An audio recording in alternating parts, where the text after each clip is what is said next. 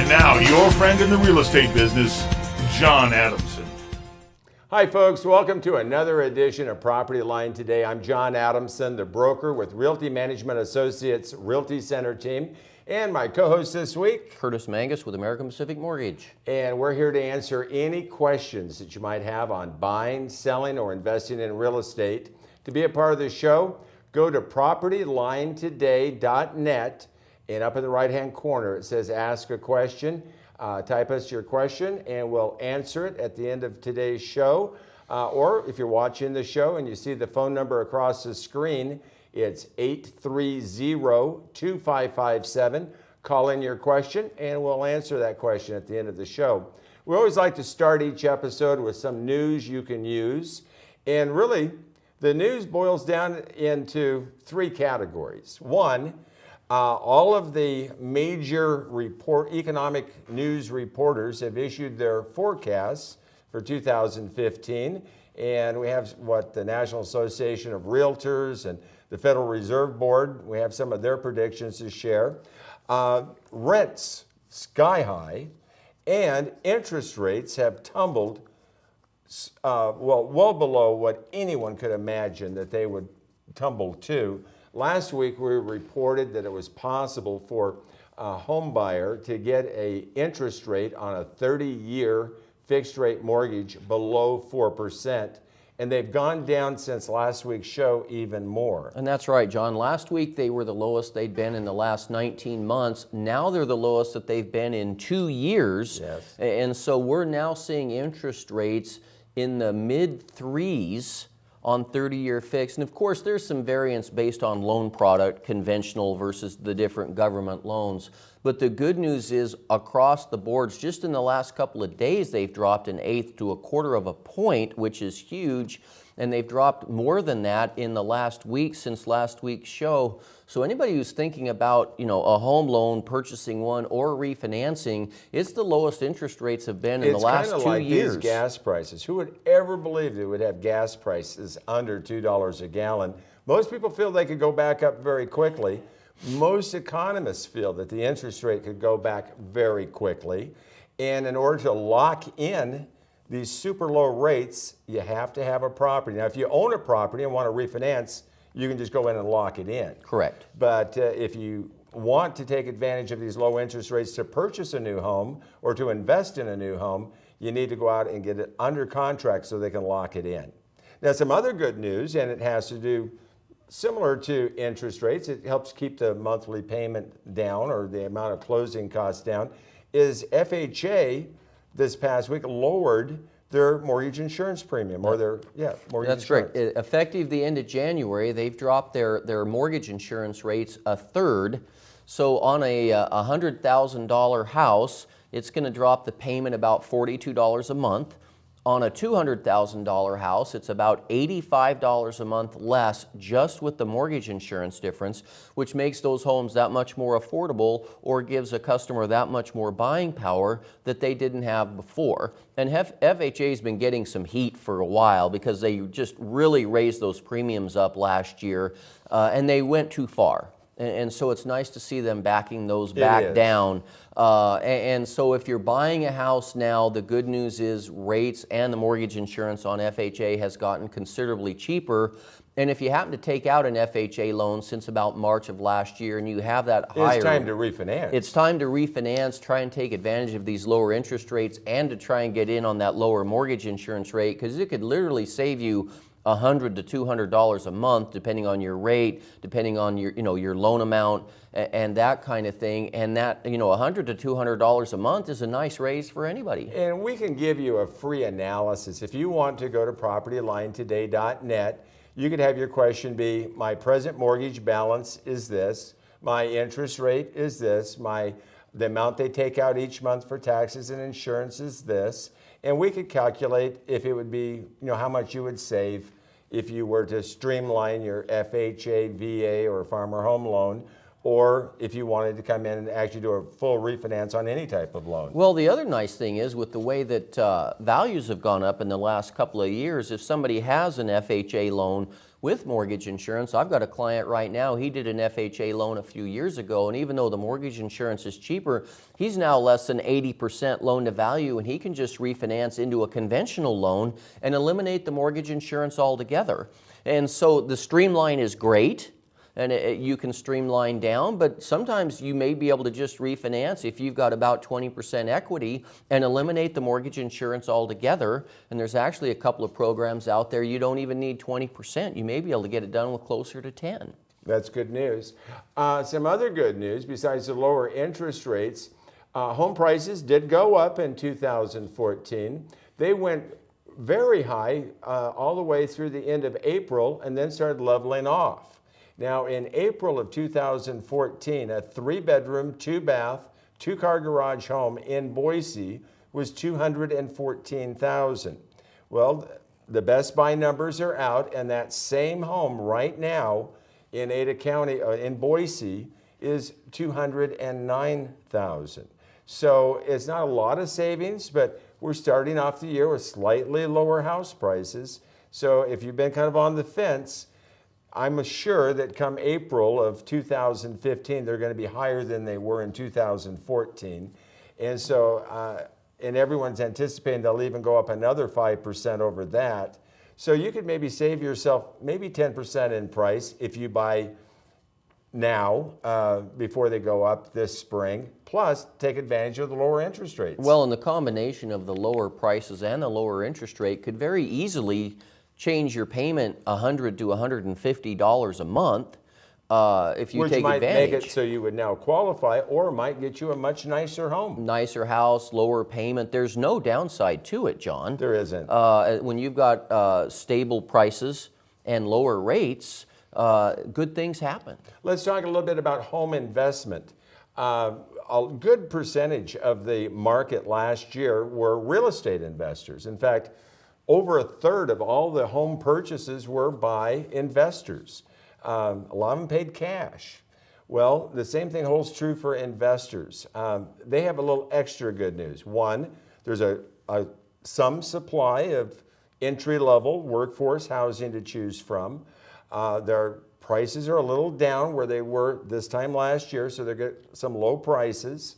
There is credit available at these lower interest rates. So you can still pick up a good buy, and if you're an investor, get these low rates. They're not going to be under 4%, but they're going to be probably, around 4.25%? Pretty close to 4. And so by these lower interest rates, you're going to have a low monthly payment. And the good news is that rents have gone up about 5% from the start of 2014 to the end of 2014. There's so many things. I do feel that 2015 is going to be that takeoff year that we were looking for since the Great Depression ended. What do you think? I would agree. Everything, lower price of gas, lower rates, prices are still very competitive. Rates are going up. As I said earlier, it's been very unusual in our economic history to have a huge drop in oil prices along with a significant drop in interest rates at the same time. Both of those things give the average consumer a significant amount of buying power this year that they didn't have last year. Right. And where prices haven't gone up very much, there's actually a window of opportunity there for people to buy, either buy more house or to buy the house that they could have bought last year and have more disposable income, partly because of the cheaper rate and also because of the drop in gas prices. I think more people are going to want to get into buying homes as investment property. And another thing our research indicates for this coming year, you're going to see more people buying second homes and vacation homes. I mean, after all, who's the best renter? Yourself. You know, you're not going to let yourself down. And so I think people that want to have a second home or want a vacation property, they're going to say, you know, I'm going to take advantage of the low interest rates and go out and buy a second home or an investment, a second home or a vacation home. So we're anticipating to see those jump up significantly this coming year. And again, the consumer price index is only going to be the GDP is probably going to go up about 3%. Job growth pretty stagnant. Construction about double what it is now. Consumer confidence is the big one, jumping up from an 87 in 2014 to maybe a 95, 98 this year. And again, low interest rates.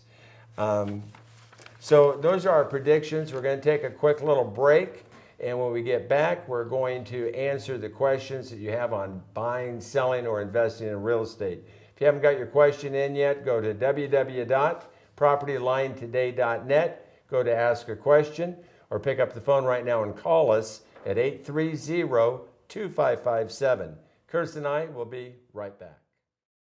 Well, Happy New Year, everyone.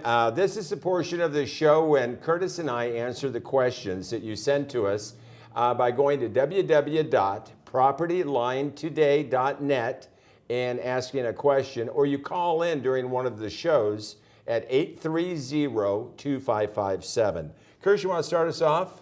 Sure. Our first one is from Sean. Says, what can I do to get my ex-wife to sign over the title so I can refinance? The divorce is mutual, but she won't. My income is too low to qualify except for the expedited refinance. I have good credit and applied to several refinancers. She won't sign it over because she says she's at risk. Any referral to someone who can truly do this? I want to keep my house in Columbia Village for my son. Thank you. Well, you know, I got back to Sean. He got with us, and I've used a technique for many, many years when it comes to people getting a divorce, and that is have one or two or three realtors come over, do a competitive market analysis, and then either take an average of the three values or take the lowest value and agree that that's what you're going to list the home for. And then from that value, subtract off the first loan, the second loan, and the remaining number is your equity. If you're going to split that 50-50, go ahead and divide that in half. Well, before you divide that in half, subtract off any costs that you're going to have to market the property, the realtor fee, closing costs, that sort of thing. And then take that net figure and divide it in half. The person that's not going to be living in the house, have them do a note and secure it with a deed of trust and record it against the property, and have the spouse who's not going to be living in the property go ahead and do a quick claim deed back to the spouse who's going to be living in the property. Now, the person living in the property should be the person who's making the house payment, who has the capability of making the house payment. So you have the person who can make the house payment living in the home with the full right to bargain, negotiate, and sell the property. And the person who has signed off on the house has a note secured by a deed of trust that they know will get paid at closing for that amount. Even if the person living in the house has to take less, they're going to get that higher amount. So that's a real good bargaining position to be in when you ask one of the spouses to get off title. The problem is she wants it refinanced. Well, he wants to stay.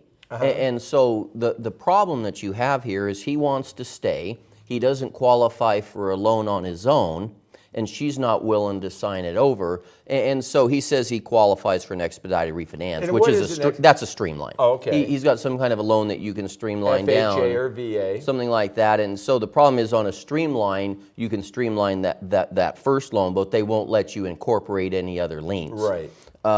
So what John suggested is a good idea, and perhaps eventually, especially I would go ahead and do what you suggested, because a lot of times after being on title, quote, a year, we refer to it as a lien season for a year, a lot of times they'll allow you to refinance it and combine them later. Right, and if the wife knows that she's got a note secured by a deed of trust, anytime that property sells, that's what she's going to get. Then the man living in the property, he's got the ability to sell it, refinance it if he can in the future, that sort of thing. It's just a really good way to handle a divorce. The next question comes in from MZ Santana. I'm a truck driver and earn $2,500 per month. I don't have a car payment. I don't pay child support, and I'm not married. My rent for a 2-bedroom apartment is $650 plus utilities. I'm not a veteran, but I am a first-time home buyer. I called Idaho Housing and they told me I would be eligible for some of its programs if my credit score was over 670. I have $1,000 in collections from 2 years ago and just recently had a disputed item put in collection. This has made my credit score drop to 528. What can I do to get my credit score high enough to get a loan, and would a lease to own be a good way to start? All right, well, a few things to answer here on credit. First of all, with a 528, you're probably not going to get a loan for a while, at least a year or two, because you need at least a 620 to 640. And don't they require you have no bad credit in the year of the loan? Well, the golden rule is 12 months clean credit, no lates, is the old, and that still pretty much stands today. And with a 528 score, it's going to probably take a year or two to get it up anyway. So he needs to pay off the collections and just open up ideally 3 accounts that are open and active that report on your credit report, one of which needs to be revolving, needs to be a credit card. And then it's just going to be a question of time. Doing a lease to own or any of that doesn't help your credit. Paying utilities doesn't help your credit. And then it's a year or two down the line before they're going to be able to qualify. Sure. MZ Santana, if you truly want to get into a home and you go to our propertylinetoday.net, you'll see that we do have a section on lease to own.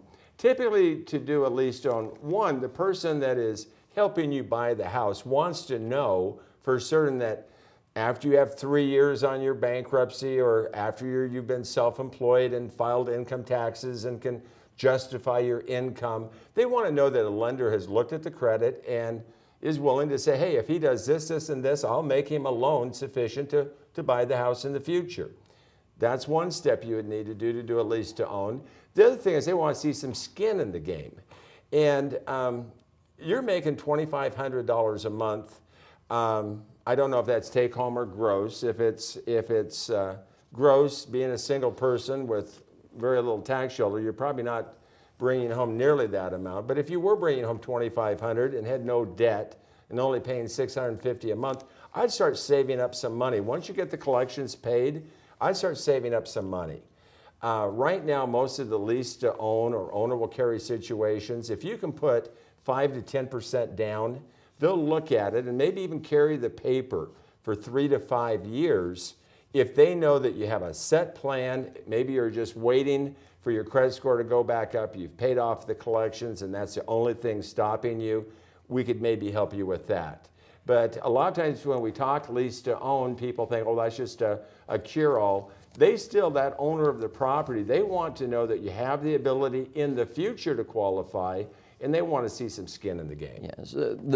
In closing on that question, the key there is there needs to be an exit strategy so that the seller knows within 3 to 5 years that they're going to be able to go and get a new loan and get out so that that loan can get paid off and the seller can move on. Well, and the buyer doing a lease to own, they want they don't want to be paying higher rent than they would under just a rental situation unless they know that they're going to be buying the home in the future, that they've tied in a good price for the property, and hopefully that anything over market rent is counting towards buying the home. Right. All right, our next question is from KB.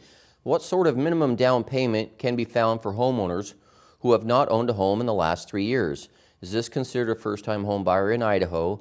And is there any benefit of this? Have a high 700 credit score? Well, KB, we talk about this almost every show. Since this question got in, I got on the phone and sent off an email. First of all, the down payment required for somebody with 700 credit score in most instances is 0. Right. You can get in for little or nothing down right now with that good of a credit score. So don't wait, especially right now. Rates have just virtually collapsed in the last couple of weeks. And so when you're getting interest rates in the mid-3s on a 30-year fixed, the last thing you want to do is wait trying to scrape up a down payment that you don't need. Right. So in your case, KB, you need to apply, get approved, figure out exactly which program you qualify for and how much, and go buy a house while rates are still this cheap. Well, you know, we had 2 people so far who have actually contacted Idaho Housing Direct, and there's nothing wrong with that, but they're not actually the lender. They're the institution that buys the loans from the lender. They're the servicer. Right. They're the end result. They're the last stop. But they work through regular lenders and brokers in the valley And who not do the every loans. lender and broker does Idaho housing. So No, they don't. it's important that you find a lender that does Idaho housing or all the different programs. And as you go in and start an application, it's one thing to call up Idaho Housing, get the information on how the program works. But again, you're going to get more of your questions answered, and you're going to have a more tailor-made approach, and you're going to know what you can do as a buyer by going to the lender and getting it started. And so, KB, I like I said in my email, I would suggest you have everything to buy. So the first thing I would do is get a broker that's going to represent you as an exclusive buyer broker who's going to be with you every stage of the way. Have him line up a loan appointment with a lender that does all the different programs. Come in, get pre-approved, find out how the program works, what you're going to need. Have him then go out and find property that fits all your needs and wants that loan program would work for. Have him negotiate on your behalf to get you the best price, get as many of the closing costs paid, be at closing to answer your questions, and we'll be around after closing to be your trusted advisor, someone that you can call up and ask any questions as a homeowner you might have. And KB, you're ready. Give us a call. We'll get you started. The next one comes from our friend Max. Max says, I have a rental property with both a first and a second that I would like to refinance. Last week, you said rates were back below 4%, and I would like to take advantage of this if that applies to rental property. How much equity will I need to show, or what's the maximum ratio of value versus debt for refinancing? Well, Max, to make it short and sweet, and we talked about this a little bit, you need to have at least 20% equity to get the best deal, and the very best deal, you need 25%. And so if you're anywhere near having that 20 to 25% equity, you need to go ahead and apply, try and nail down the terms, see exactly where rates are. Rates took another large dive since I had this discussion last week, and certainly there are rental rates out there now on investment properties under 4. Show, but last week's show we mentioned that for first-time home buyers, the 30-year fixed rate was below 4%. At the start of this show, we mentioned they've even taken a bigger dive. If you just tuned in, what are the current rates for homeowners and for... I'm looking at 30-year fixed rates now in the 3.5% range, and you can look at 15-year loans down around 3, maybe even under 3%. The other big news is that the FHA mortgage insurance this week just announced that they're going to drop their mortgage insurance. About a year ago, they raised it. They dropped it from 1.35 to 0.85, about a 30% drop. So anybody who's taken out an FHA loan since about March of last year, 2014, and has a higher mortgage insurance, between the drop in the mortgage insurance and the drop in the rates, they can do what's called a streamline refinance. And any government loan, FHA, VA, rural development. I didn't know you could do it on rural development. You can. They all allow a streamline down, which means you don't need an appraisal. Often the closing costs are reduced or eliminated, and you can, quote, float down to that lower rate. It does start the loan over. You're starting a 30-year loan over, but often for the difference in the interest rate, the reduction in the mortgage insurance, it could be a significant savings for them. I looked at somebody today that was going to save almost $200 a month. It was a larger loan, but $200 a month to streamline down between the mortgage insurance and the rate is a really nice raise. That is. And so anybody out there... If they've already streamlined, can you streamline more than once? You can do it. I have a client I streamlined back in 2010, and I'm going to streamline them again, and they were back. At that point, rates were incredible because they were at 5, and now I'm going to streamline them and get them under 4. Let's go back to Max. If Max figures what the property is worth, and if he subtracts off what's owed against it, and there's about 25%, 20 to 25% left, what interest rate would he be looking at as this is rental property? Yeah, I know. I would guess he's going to be, if you've got a high credit score, I would guess you're going to be at or under 4% now. Under 4, even for a rental property? Yes. Wow. So, I mean, Max, you asked a great question because If you own rental property and you can get that lower rate, you're going to have enhanced cash flow, which means a greater return on your investment. And even if you bought a home in this past year, with these lower rates and reduced mortgage insurance premium, you should consider maybe doing a streamline and taking advantage and getting a lower monthly payment on the house you have now. Yes, and you can't do a streamline on an investment property, but you can do it on any government loan that you have that's owner occupied. And so I would encourage anybody out there who has a government loan, if you've got an interest rate over probably 4%, or you've taken out an FHA loan in the last year and it has that higher mortgage insurance, you need to contact a lender, and it doesn't have to be your current lender. Any lender can do a streamline, and go ahead and have them run a free analysis for you and see what current rates are and what your payment would be. It might be time well spent, because if it's a streamlined, minimal closing cost, you don't need an appraisal, and it can save you between $100 and $200 a month, why wouldn't you do that? Sure. And we've had some questions in the past, do you just do property line today as a community service? Yes, we do it as a community service. We love answering your questions, but I'm a licensed, active real estate broker. Curtis is a licensed, active mortgage lender.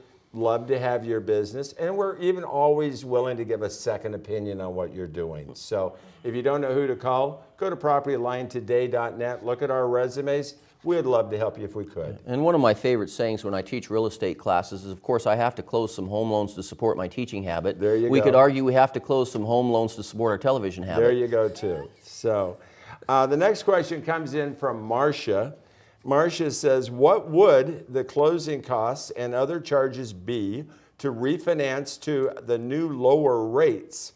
Can these fees be added back onto the loan, or can you still pay a higher rate and have the lender waive the fees? Well, Marcia, that's very timely with the question we just answered. And the answer is yes, you can refinance to the new lower rates. Yes, they can, the fees can be added back into the loan, and yes, you can raise the interest rate to cover them. A lot of streamlines, even you get to the point that they're no cost. A lot of times, depending on where rates are at the time and their circumstances, very often you can do a streamline refinance with minimal to no closing costs and have to bring in very little, if any, money. Now, when you raise the interest rate to cover the closing costs, that's called premium financing. How much? Let's say if the going rate for a homeowner was 3 3/4%, how much would you have to raise it in order to cover the closing costs? Only a quarter to 3/8 of a point. Really? Yeah, it's not, it's like, oh, I've got to raise the interest rate 1% or anything like that. And partly it depends on how far rates drop and how much you need to add back to figure out where that's at. So if the going rate, and I'll pick a number, is 3.5%, and you might have to add all their closing costs in to eliminate them. Maybe you're at 3 7/8 or something like that in order to not have to bring in any at all. And often we'll tell people, well, all you have to do is bring in your payment to closing. So if you close somebody in February, and you can say, okay, maybe you'll have to bring in your March payment a little bit early, but their first payment isn't due until April. That's right, because every time you get a home loan, the first home loan isn't due until next month. It's the following month. If you'd already planned on making a payment in March, just bring it in. Bring it in, use it for your closing costs, and then the payment on the new loan doesn't start till a month after. And then they're not double dipping.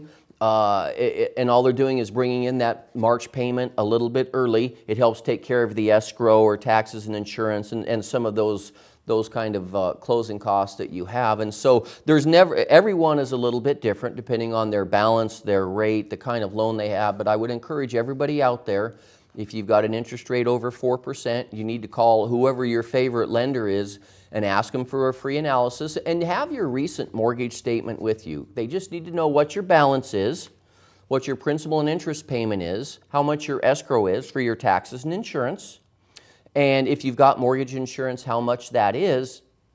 And they can check rates and run an analysis for you and see what the savings would be. It just takes a few minutes. You don't have to actually apply. Involved with that no, analysis. not for the analysis. Sure. And if you run it and it's $25 a month, or it's just not enough, then at least you know. And the other thing it does, it tells you where they need to be. Sure. And you can have that lender watch for you. And if you happen to be able to save $50 to $100 a month and it's a no closing cost loan, what do you have to lose? I never thought ever thought that with interest rates in the low 4.5% range, we would ever be doing a show saying, folks, it's time to consider refinancing to a lower rate. I never thought we would see rates under 4% again in our lifetime. Well, especially when all the projections have been that they're going to go the other way. The last 2 years, the National Association of Realtors is still predicting that this year, 2015, the going rate for a 30-year fixed rate is going to be 5%. Yeah, and right now it's under 4,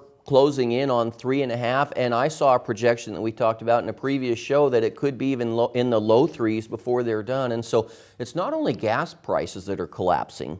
Interest rates are collapsing too, and very rarely in our history have we seen both happen at the same time. So it's a great time for the consumer. It's a great time for consumer confidence. I feel a little bit better every time I fill up. I cut what I pay for gas in half. Well, if you can save $100 a month in gas, and you can save $100 a month in your mortgage payment, that's actually a pretty nice raise for 2015. It is. Very early on. And the nice thing is you're not paying taxes on that. It doesn't have anything to do with your income. It's just more disposable income. Well, and like we mentioned at the first of the show, actually home prices are down right now. If we look at where home prices are now, where they were this time last year, they're below last year. And in April of 2014, a 3-bedroom, 2-bath, 2-car garage home in Boise was almost $214,000. Right now, as we're filming the show, the average is $209,000. So you're going to be saving about $5,000 if you act now. I will venture to say come April 2015, it will be higher than it was in April of 2014. Sure. So low interest rate, low home prices, less cost of living. And of course, you know, we mentioned last show, consumer confidence up. I really think we're going to really see housing take a big leap forward. 2015 looks to be very positive for housing. And Marcia, I know you would like an exact number, but there are so many variables on closing costs and how you pay them as far as raising the interest rate, premium pricing, adding into the balance, that it's really, the answer is it depends on that particular client's circumstances. But the one thing you owe it to yourself to do, you need to check. Well, and she's smart enough to know that there's 2 different ways to avoid closing costs. You can add it back to the loan, or you can pay a slightly higher fee and have the lender pay your closing costs. And if you have to raise the rate a little bit to cover all the closing costs and the math still works, you have nothing to lose. You might as well do that. If they go down even further, do it again. Right, yeah. The nice thing about a Streamline, you're not limited. People say, well, I don't know if I'd go through all the hassles to save $25. Well, $25?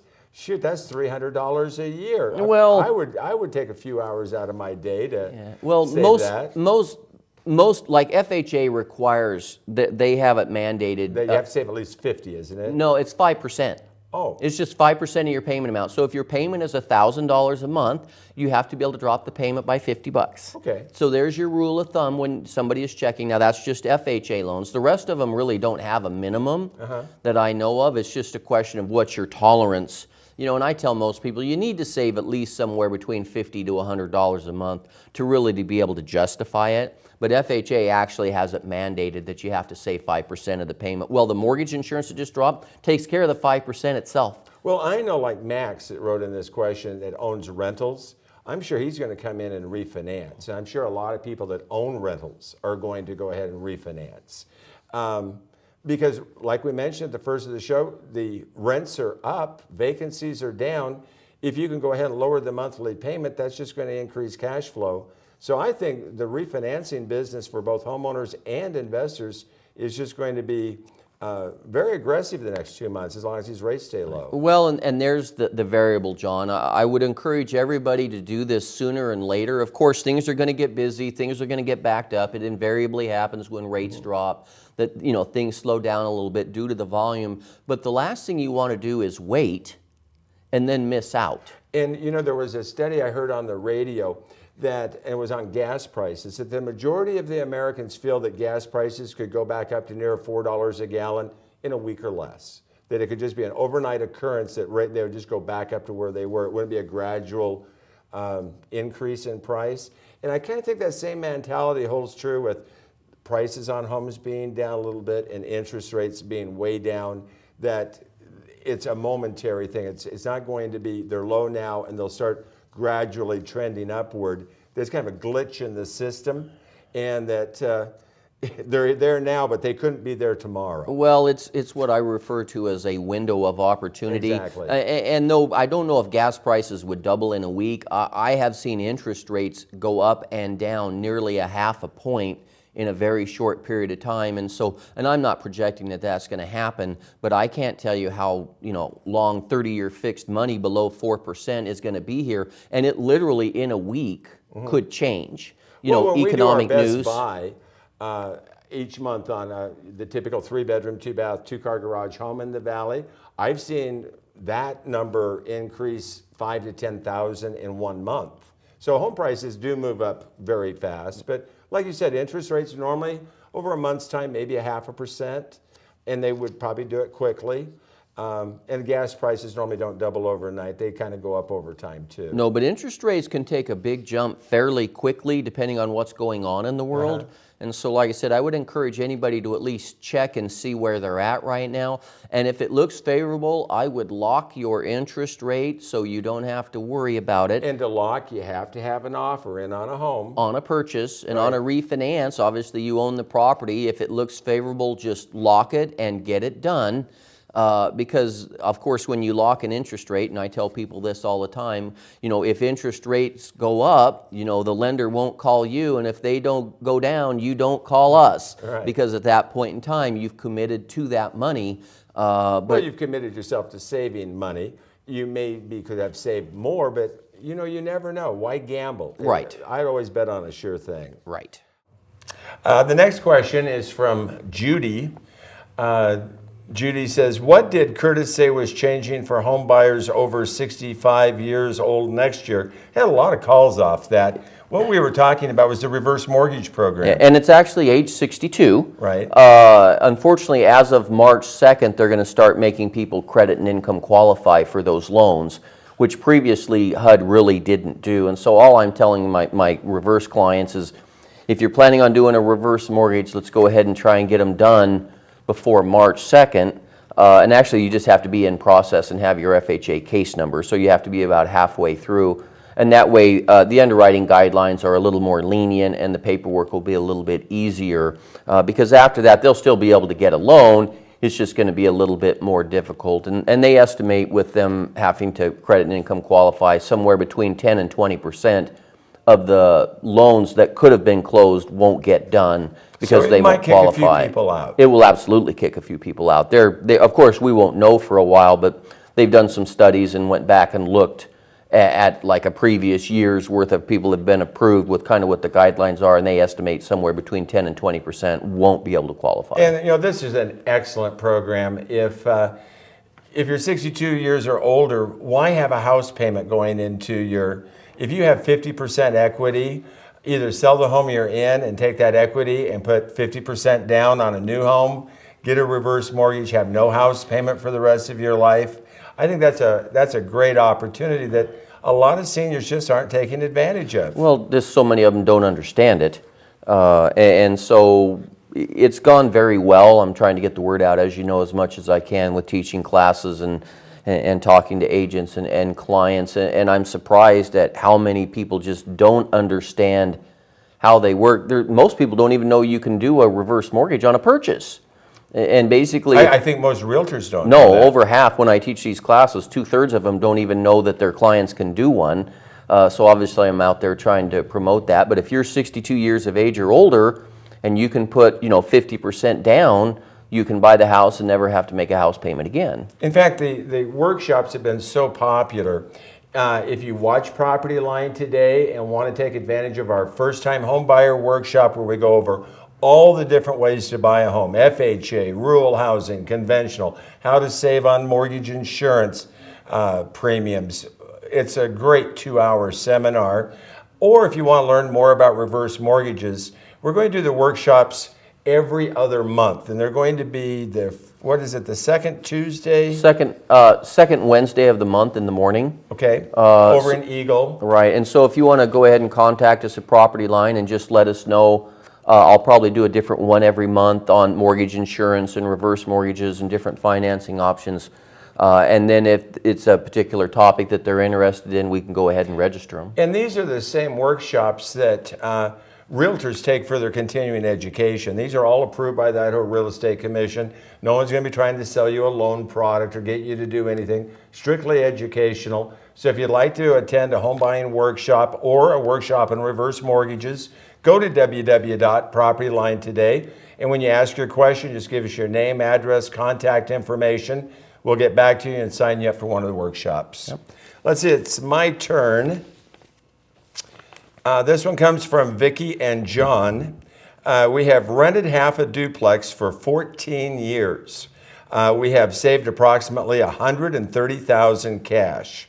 We would like to pay cash so that we don't have to pay $550 each month going into retirement. Please sign us up for your homebuyers workshop you talked about last workshop. Vicki and John will certainly get you into the workshop, but I hope you're listening. If you've spent 14 years in someone else's duplex, you've pretty well paid that duplex for them. And I can tell you the average duplex in Boise is about $230,000. So you've been paying off their duplex, so they own it, and also been able to save up $130,000. Now you're thinking you're going to take that $130,000 and buy a house for cash so that you don't have a house payment. Well, right now that's going to buy you the average 3-bedroom, 2-bath, 2-car garage, newer home in Nampa or Caldwell. Right, and if you do the reverse mortgage, they can buy a much nicer house. They can probably go up to a $200,000 house. For the same amount of money. Well, they can put $100,000 down, still have no house payment, and have money in the bank. They have a $30,000 cushion. And so that's what I like about the reverse mortgage. It doubles their buying power and enables them to not have to use or burn up all of their cash as well. Or if they want to live in the Boise area where you're going to be very hard pressed. At the first of the show, we mentioned that entry-level workforce housing, those are homes under $165,000. There's only about a 1-month supply of those homes. Very little inventory. But if you get into like the 210 range, there's a lot of very nice homes in the Boise market. Well, if you pay cash, Vicki and John, you're not going to be able to have that nice home. No. But you could take some of your money and get a reverse mortgage, accomplish the same thing, no house payment, but you're going to live in a much nicer home. Probably a lot nicer than the 2-bedroom, 1-bath, half of a duplex you've been living in for the past 14 years. So, and we will contact you, Vicki and John, about coming to a workshop. The next one's from Brad. My girlfriend and I bought a timeshare in Park City, Utah, and then broke up. I've been paying $120 a month, paying it off over the past 9 years, plus taxes and maintenance of $700 a year. Problem is, I can't get away to use it, and it's not something my kids will ever use. I paid $7,000 for it, and units like mine rent for $175 a day. Can I trade this to a seller as a down payment on a house? Selling is really not an option, but I can transfer to a new owner. Well, Brad, it's very difficult to be able to trade something like this as a down payment because, one, we've got all kinds of problems with valuation and tracking the money, and so my answer would have to be no. Well, I'm going to go to say it depends. You know, there are some circumstances where a seller, if they're getting top dollar for their house, might give you top dollar for your timeshare in Park City as all or part of the down payment. Then it would be convincing a lender that it was worth what you were trading it. And I think that could be done. I'm familiar with Park City. It's the #1 timeshare area in the entire nation. And right now the Vail Corporation has bought the hill behind the Park City timeshares. So with one ski pass, you're going to be able to ski Park City or Vail, Colorado. And so that's going to be a big plus for Park City. Plus they're extending all the ski runs. So you're going to be able to ski 5 major Utah ski resorts from the Park City resorts. So they are probably, of all the timeshares you could have bought, Brad, it's probably the best one you could have bought. the thing is you still owe money on it. So you can't, it's hard to trade something you owe money on. Well, that's part of what the problem Yeah. is. There's a lien on it. Sure. How do you value it? And he says he's selling it is really not an option, probably because of what he owes on it. Right, and so my thinking is, in fact, I actually heard a question similar to this on Dave Ramsey's radio show. And I don't always agree with Dave Ramsey, but on this I did. He said he advised the young couple, go ahead and pay it off. Because, you know, if you let it go into foreclosure, it's going to show up as a foreclosure on your credit report, because these are deeded timeshare ownerships. You get a warranty deed, they put a deed of trust on them. And if you don't, Oh, it'll wreck your credit. it'll wreck your credit. Yeah, it's So not worth if you it. can, I would go ahead, try to use it. It's a wonderful area. Or rent it. Or rent it. That's just, you took the Just words out of rent my it. mouth. I mean, there are so many people. I think $175 a day might be for a very, very small unit. I know some of them rent for $250 to $500 a day. You might be able to run an ad in the paper. Another thing is, depending on your work, you might get a big tax write-off. I have a friend that has a couple timeshares. If they can't use them, they give them to charitable organizations for their silent auctions.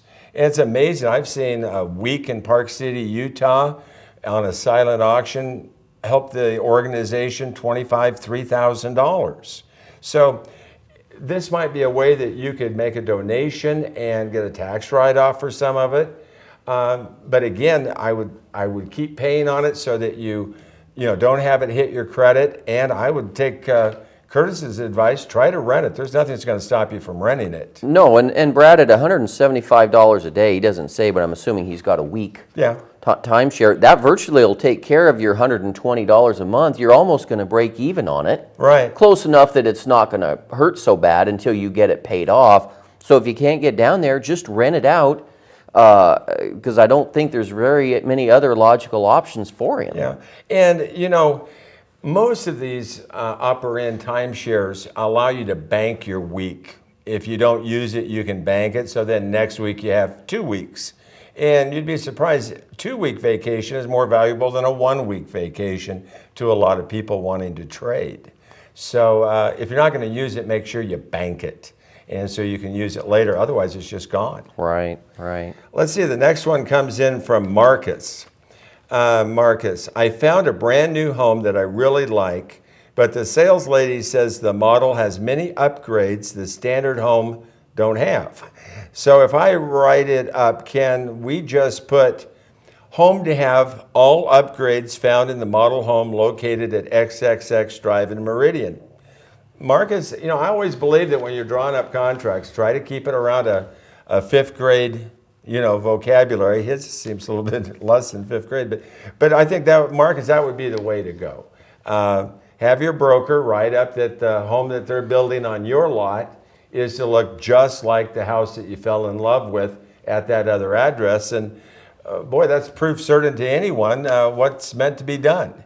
Now, I got a feeling that the builder will probably want to put an addendum and list all the items just for the appraiser's sake. So the appraiser knows what extras are going in for the appraisal. But I use very similar language when I write up a new home, and the people like the model home. And I think you did good. The home to have all the upgrades as found in the model home located at the address where you saw the model home. And I think that's a good way to start. So. All right. The next question is from Mandy. You said last week that you could not build a tiny home because that subdivision rules would not allow it. My folks have a house on an acre just off South Cole. Many of the neighbors have shops. Why couldn't you build a tiny house instead of a shop, or maybe a shop with a tiny home upstairs?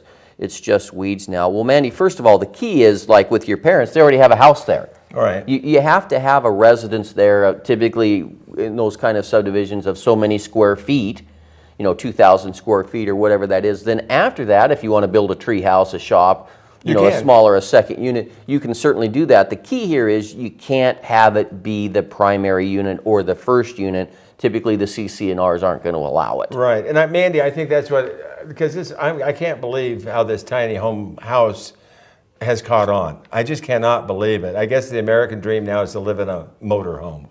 But I see a lot of those lots out in South Boise where, pre-sewer and water, they put them on acre lots, and there's just no way you can irrigate them with city water, and they're all in weeds. If your folks have a house, they might have equity that would allow them to get a home remodeling loan to help defray the cost of building the tiny home. You're certainly not going to have the ground to worry about. A lot of these tiny homes I'm seeing plans for are on wheels.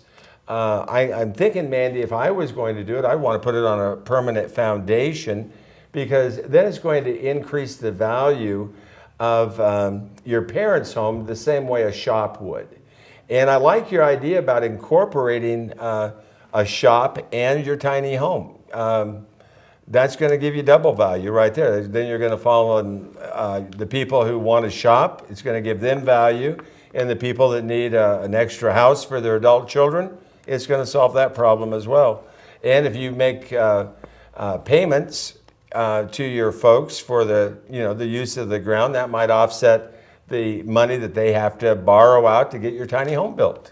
So there could be a lot of pluses. And I think we're going to see some infilling. Right now, one of the reasons new homes cost so much is because the land, the finished lots that are for sale, are very expensive. So the builders are saying, I have to build a $250,000, $300,000 home to justify the cost of the lot.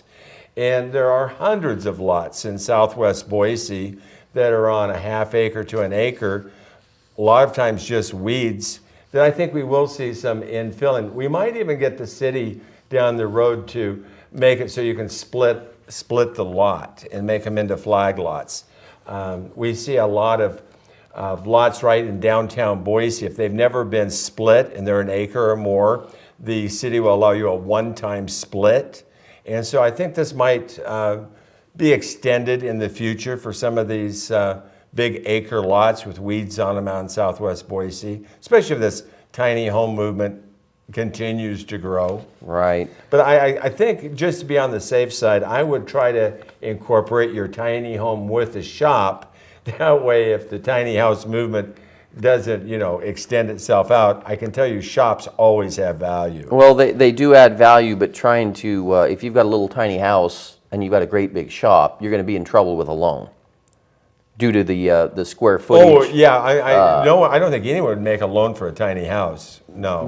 No. I was thinking about building on mom and dad's ground. Right, after their other house was already there. I think if you want to build a tiny home, you're going to have to it's a cash deal. Cash deal. Yep. Go up in the mountains somewhere. Yep. Buy a recreational type lot. There's too many financing restrictions, Mandy, to be able to do anything other than just basically a cash or a seller carry situation. Well, most of the homes that I see wouldn't qualify for FHA. Oh, no. They're 200 square feet. Yeah, I mean, they have minimum square footage requirements for FHA and VA. I think the 650 square feet is the minimum. So, yeah. And that's bigger than most tiny homes. Let's see. The next question comes in from Max. Max says, "O demigods of real estate knowledge, I beseech your guidance. Can you sell a property for a loss and still owe the government capital gains tax?" Well, Max, you can. It happens all the time. Let's say you bought a home for $100,000, and over the course of 10 years, that home is now worth $200,000. So you think, wow, this would be great. I'll pay off all my bills. I'll take a trip. I'll send the kids to college. I'll go in and refinance my house. Well, they're going to allow you to borrow $160,000 easily. 80%, yeah. And so now your loan is $160,000. Well, we have the Great Recession of 2008, and that home that was, the $200,000 now may only be worth $160,000. So, or maybe $180,000. You might sell it and have enough to pay your realtor fees, maybe enough to help you get into another home. But you're going to have that $60,000 of gain that you made when you took the loan out. And so you actually got the money without having to pay the capital gains tax several years earlier. And I'm seeing this happen an awful lot. And, you don't have to worry about it if it's your primary residence, because there aren't capital gains. You get to make capital gains up to $250,000 for a single person, $500,000 for a married couple. But the same scenario we've seen people do with rental properties or homes that started off being their primary residence and they've converted them to rentals. So now they have to be handled as capital gain sales. And there's a lot of times you could sell the home and end up having to pay the government in capital gains tax more than what you actually made at the sale. Right. It happens all the time, Max, and some of you definitely want to check out before you sell it. Yes, yes. Our last question is from Ben G. Is there still money to be made in buying rentals or fixer-upper properties here in the Valley? Do you find the buyer first and then find the property? I wish. If so, how do you find the potential buyers and get them to wait until the project is finished? Well, Ben, if you could go out and have buyers in hand, every builder in this valley would want to know your technique. Wouldn't and that they be would nice? hire you. Every realtor that deals with buyers would hire you. It's just, that's the art, is going out and finding the buyer, knowing what's going to attract the buyer, the terms that they want. So you're not going to have a corral of potential buyers. You're going to do your research and find out what terms they need, what styles they want, and you're going to offer them the styling they want, the square footage they want, the terms they want at a below market price. Now, can you do that in today's market? You can. Are you going to have one home change your life? Probably not. It's going to be almost a full-time job. You might make $10,000, $15,000 per home if you do everything correct. And if you do 5 homes a year, you might make an extra $50,000, $60,000. But it's going to be a lot of work. So there are professionals out there doing just what Ben wants, but they're taking that risk that they're going to do all the work and then that buyer may not show up, or it may be months before that buyer shows up. And in that case, you're going to want to figure into not only what it costs to buy it, what it costs to renovate it. You're going to want to put some holding costs in there just in case if you're not pricing it right, giving the terms they need, or giving the rehab that they're looking for. We answered all the questions, and of course it's the first of the year and not as many questions as we normally get, but thank you so much for all of you that went to your computer and typed in www.propertylinetoday.net and sent us your questions or called them in at 830-2557. We'll be back next week, and until then, for Curtis Mangus and myself, keep your feet on the ground but keep reaching for the stars, and may God bless each and every one of you.